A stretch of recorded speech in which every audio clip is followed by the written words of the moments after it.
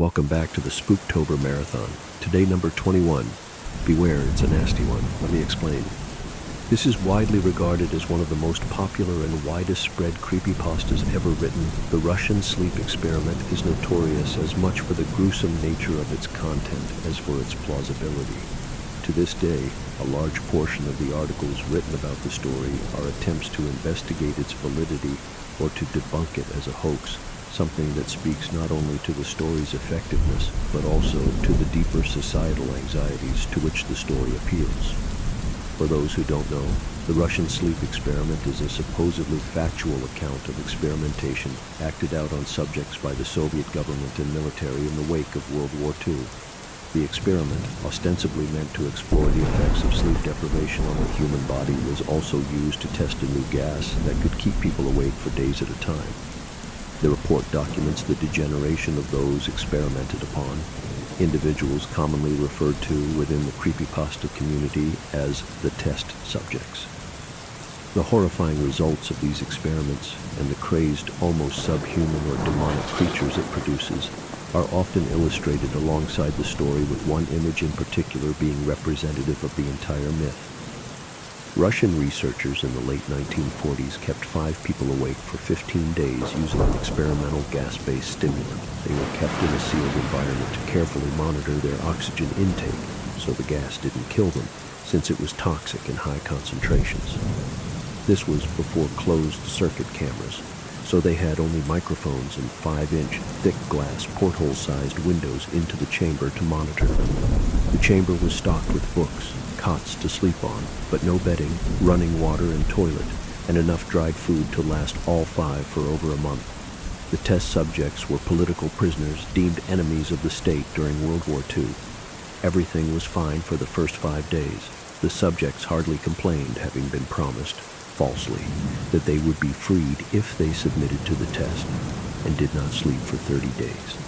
Their conversations and activities were monitored, and it was noted that they continued to talk about increasingly traumatic incidents in their past, and the general tone of their conversations took on a darker aspect after the 4-day mark.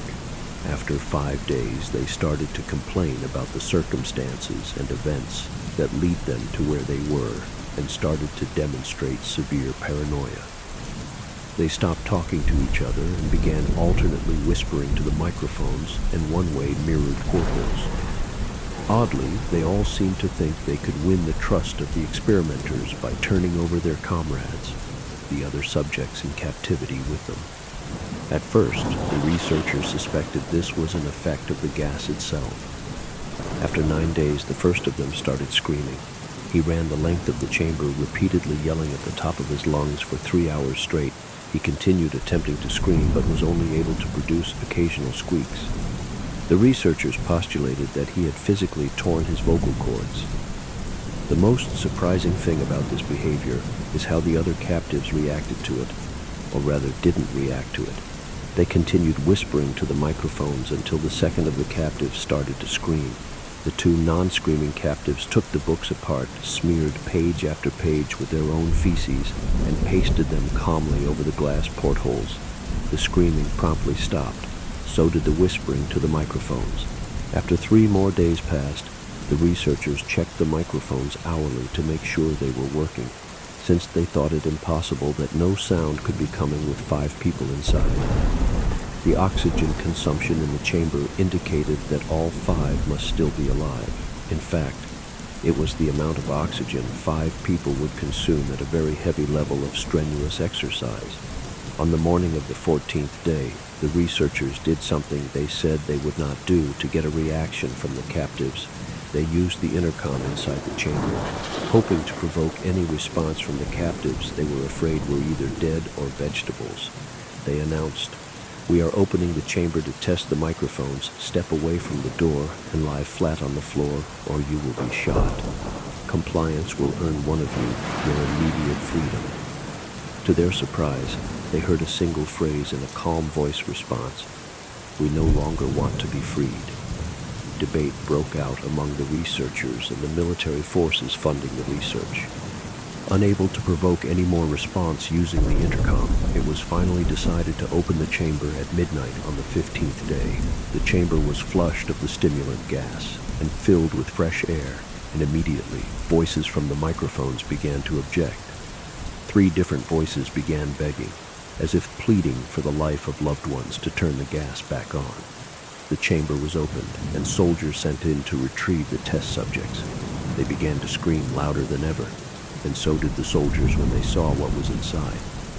4 of the 5 subjects were still alive, although no one could rightly call the state that any of them in the life. The food rations past day 5 had not been so much as touched. There were chunks of meat from the dead test subjects' thighs and chests stuffed into the drain in the center of the chamber, blocking the drain and allowing 4 inches of water to accumulate on the floor. Precisely how much of the water on the floor was actually blood was never determined. All 4 surviving test subjects also had large portions of muscle and skin torn away from their bodies. The destruction of flesh and exposed bone on their fingertips indicated that the wounds were inflicted by hand, not with teeth, as the researchers initially thought. Closer examination of the position and angles of the wounds indicated that most, if not all of them, were self-inflicted. The abdominal organs below the ribcage of all 4 test subjects had been removed, while the heart, lungs, and diaphragm remained in place. The skin and most of the muscles attached to the ribs had been ripped off, exposing the lungs through the ribcage. All the blood vessels and organs remained intact. They had just been taken out and laid on the floor, fanning out around the eviscerated but still living bodies of the subjects. The digestive tract of all 4 could be seen to be working, digesting food. It quickly became apparent that what they were digesting was their own flesh that they had ripped off and eaten over the course of days. Most of the soldiers were Russian special operatives at the facility, but still many refused to return to the chamber to remove the test subjects. They continued to scream to be left in the chamber and alternately begged and demanded that the gas be turned back on, lest they fall asleep. To everyone's surprise, the test subjects put up a fierce fight in the process of being removed from the chamber.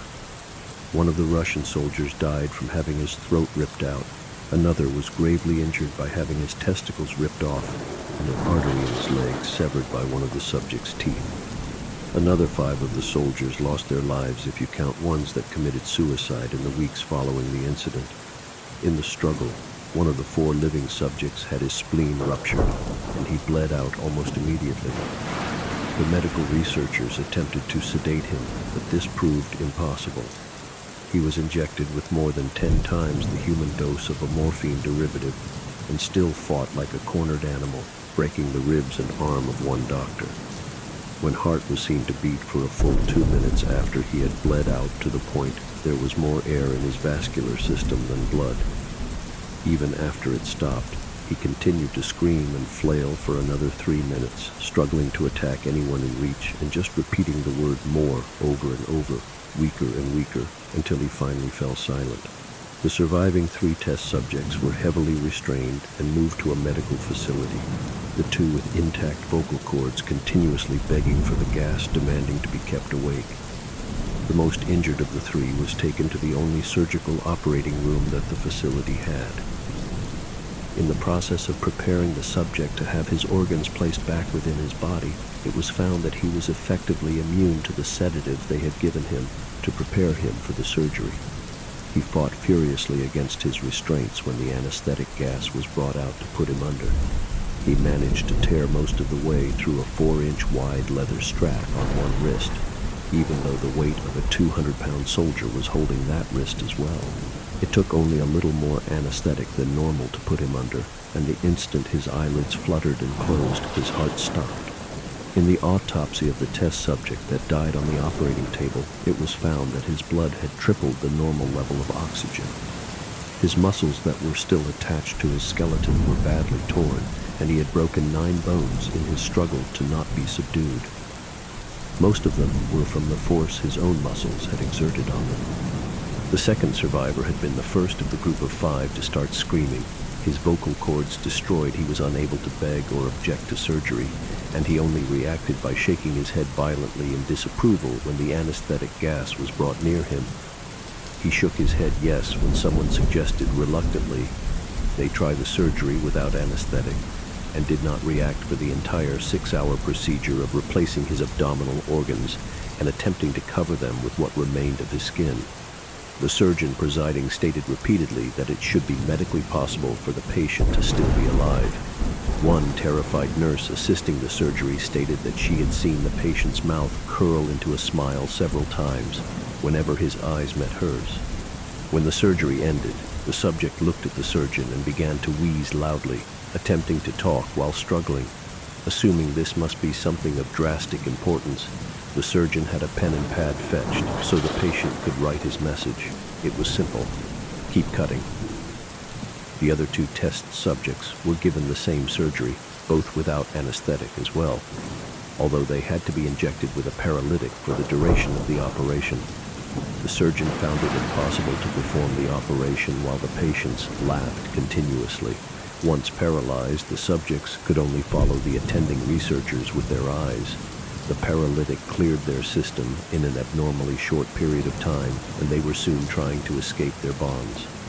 The moment they could speak, they were again asking for the stimulant gas. The researchers tried asking why they had injured themselves, why they had ripped out their own guts, and why they wanted to be given the gas again. Only one response was given: I must remain awake. All 3 subjects' restraints were reinforced, and they were placed back into the chamber awaiting determination as to what should be done with them. The researchers, facing the wrath of their military benefactors for having failed the stated goals of their project, considered euthanizing the surviving subjects.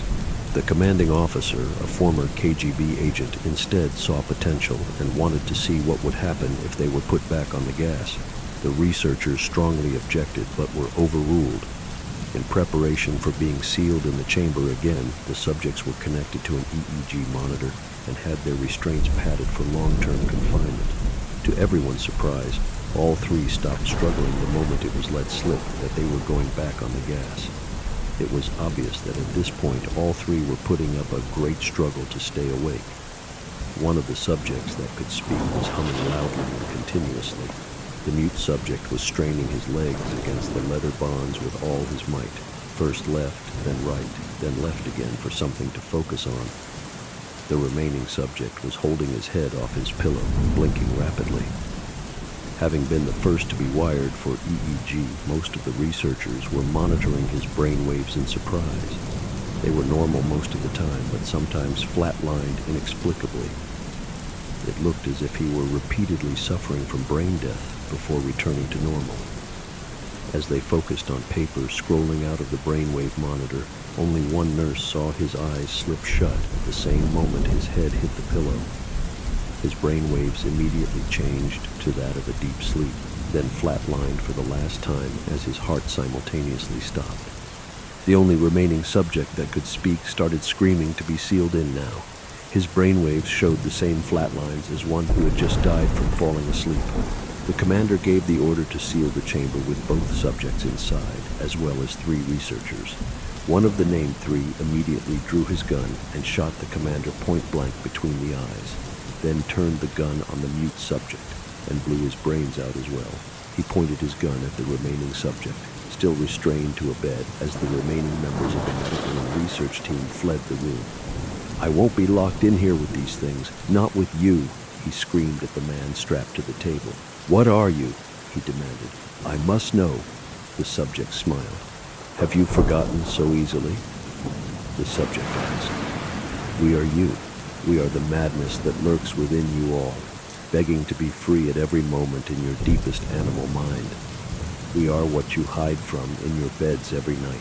We are what you sedate into silence and paralysis when you go to the nocturnal haven where we cannot tread.